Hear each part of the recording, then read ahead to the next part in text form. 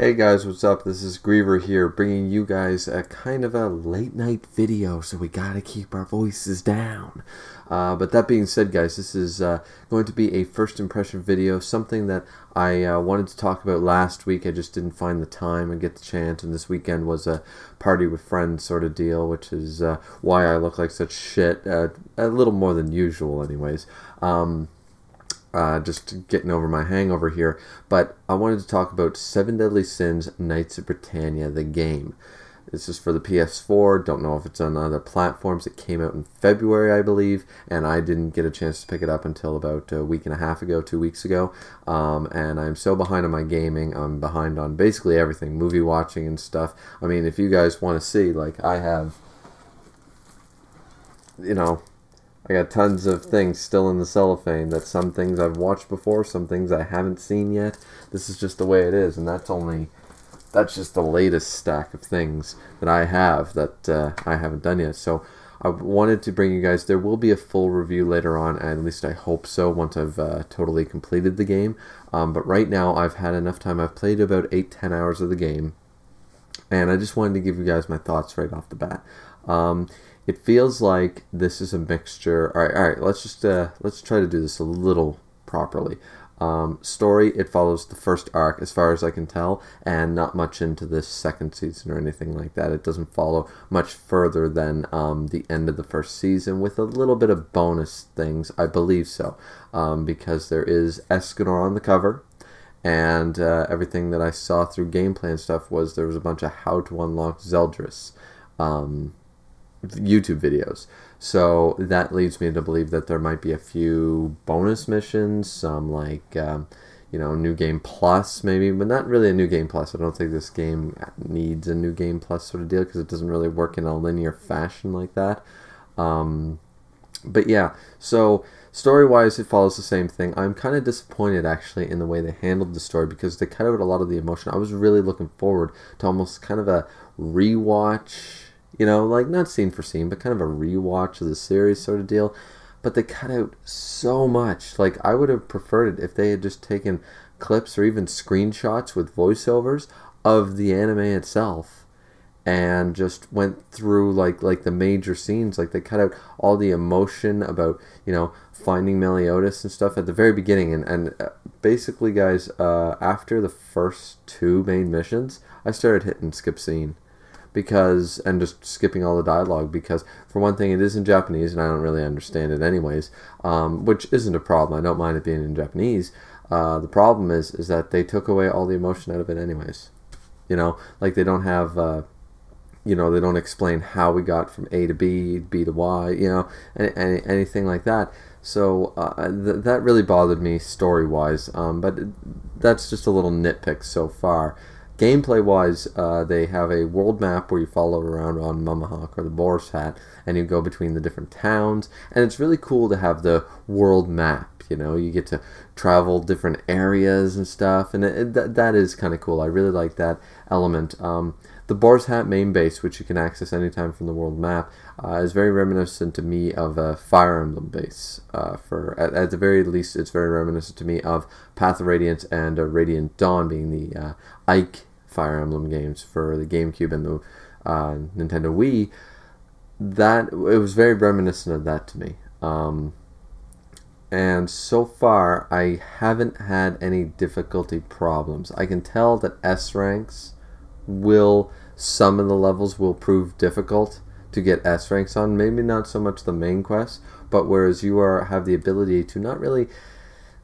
Okay, like, they tried to add a few elements into this, I feel anyways. This is basically a cross between Dynasty Warriors and Budokai Tenkaichi, and the issue is that they X'd out the RPG element, which is present in both of those games for the most part, to a better degree than in this one. It is so stripped down to the level of increase your attack power, increase your defense power by a percentage, and that's it. There's no actual levels. There's no, you increase your health bar a little bit, you increase your attack power a little bit. That's really, and honestly, I didn't notice much of it.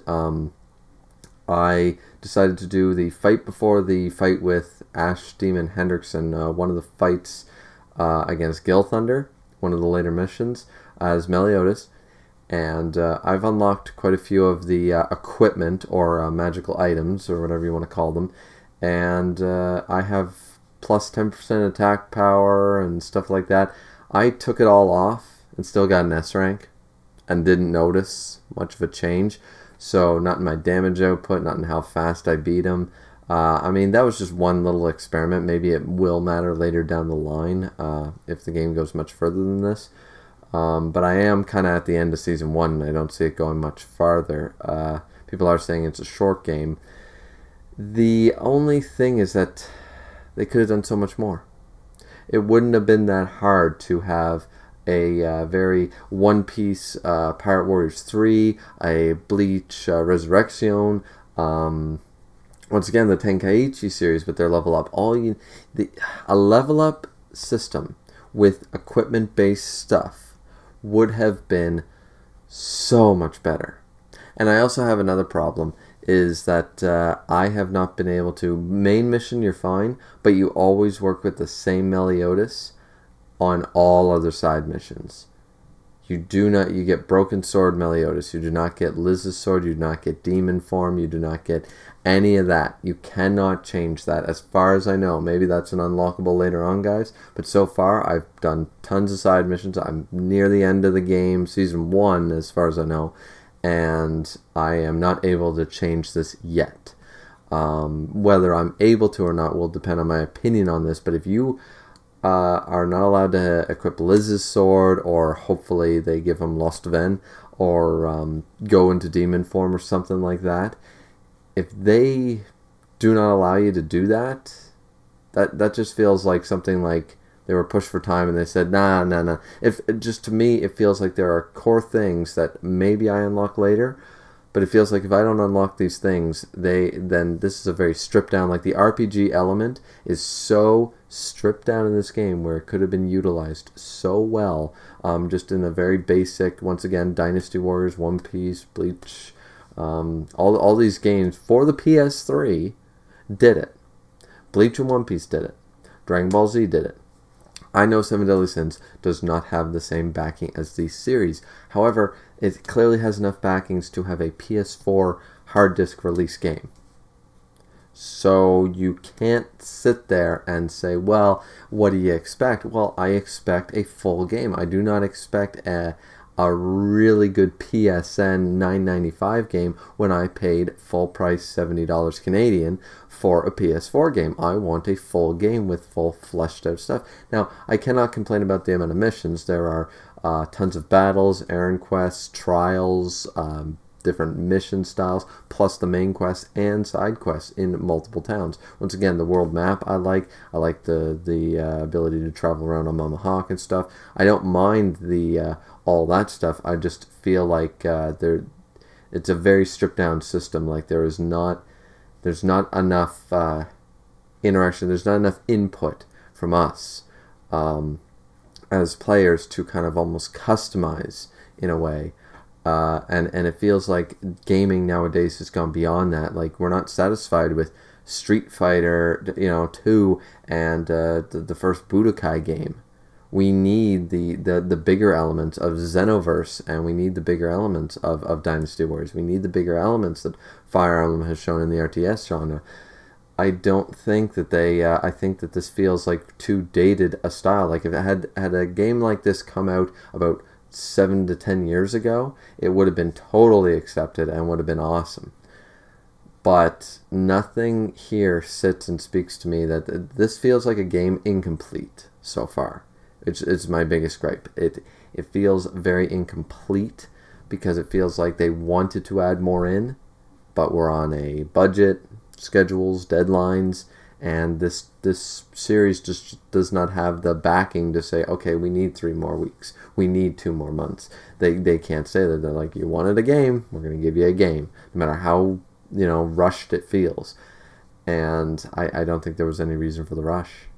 I don't like if this game came out next year with a fully fleshed out RPG style system and the ability to once again, I haven't totally finished the game, guys, so I don't know. But as far as I understand, there are plenty of missions which you need S ranks on for trophies. Now, this is not a complaints about how to get trophies in the game, but I do like to unlock. I do like my platinums. I like to go and trophy hunt sometimes for different games, even if I really enjoy the game or not. Either way, I do like to collect trophies one way or another. And it feels like that the S ranks will be difficult, not because of necessarily difficulty, but more so using shit characters like Twiggo and people like that, or Twiggio, yeah, and not having the capacity to upgrade them and level them up. Like, I mean, hell, in nowadays in Dragon Ball Z games, you can upgrade everybody, no names. You can upgrade all the way from Krillin to Goku to Vegeta to Beerus to, you know, Raditz, you can, to Nappa. You can use all these different characters, all the side characters, old villains, new villains, you know, main characters, side characters. You can upgrade everyone. There's nobody limited by that. Sure, different characters have more available to them, such as Goku versus a, like, Cyberman or Krillin, but I'm not asking for more. I'm saying that these characters all have basic attacks, weak attacks, strong attacks, magic, specials, all those things, but the Sins are given the priority only to make the game easier, and the other characters are sitting there just to make it harder. It feels like you sit there to play as Gil Thunder, Hauser, Slater. You're forced to play these missions as these characters that you have no control over, no way of you know, upgrading and leveling them up. And that's a cheap way to make the game more difficult to S rank. As far as I'm concerned, I think it's just a cheap ploy rather than making a mission really difficult. Which, once again, I keep saying these games, but there is Resurrection, there is Dynasty Warriors, Pirate Warriors, Xenoverse. There are ways clearly to be able to level up your characters, get a lot of good items, get good at the game, grow your skill, and still have difficulty. You can still have difficult missions. You don't need such a cheap tactic, because I think I have an S rank with every single one of the Sins missions. I don't think there is one mission so far that I have not gotten an S rank on when it came to the main story quests and the Sins missions.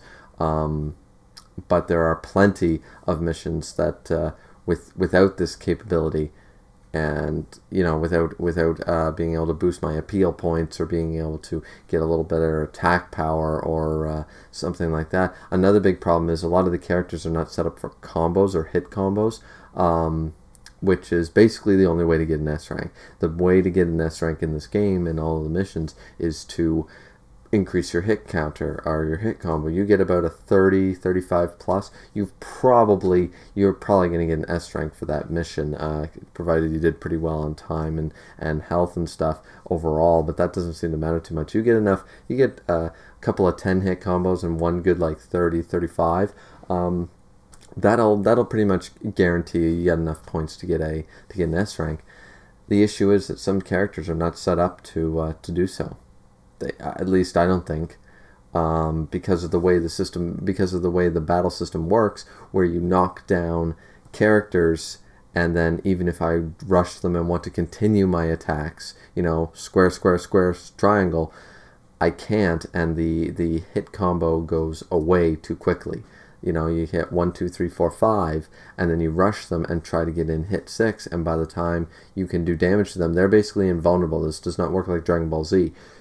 When they lay on the ground, they are impervious. They are invincible to attack until they get back up, and there's more input from the either human component or the CPU. But during that time, your hit counter just went away. So now you're getting a bunch of as many basically times as you can hit until they knock back the character or knock them down. This creates a serious problem. I feel.